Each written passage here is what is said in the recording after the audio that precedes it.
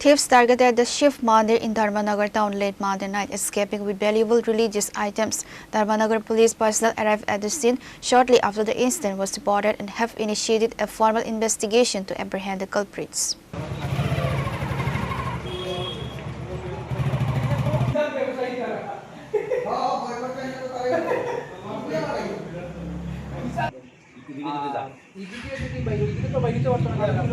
Citing a severe surge in local thefts, a Dharmanagar Shiv Mandir committee member reported that Balgraj broke into the temple on Monday night. The culprits scammed with copper, bronze and brass puja essentials valued at an estimated of 1.20 lakh.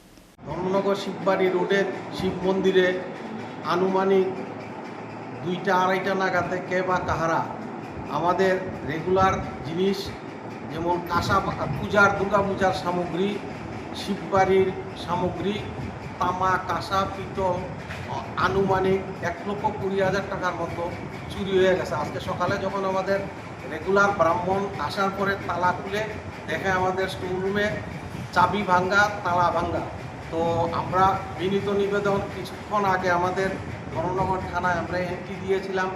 কিছুক্ষণ পূর্বে আমাদের SP সাহেবও regular আসে দিকে নমস্কার দিতেন, ওনার নলেজে নেওয়া হয়েছে।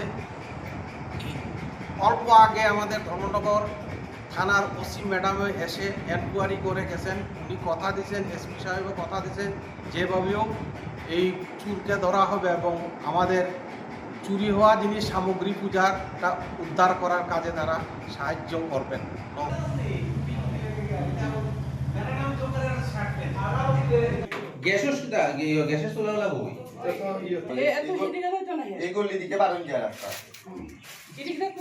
Pure Report, Srinikhara.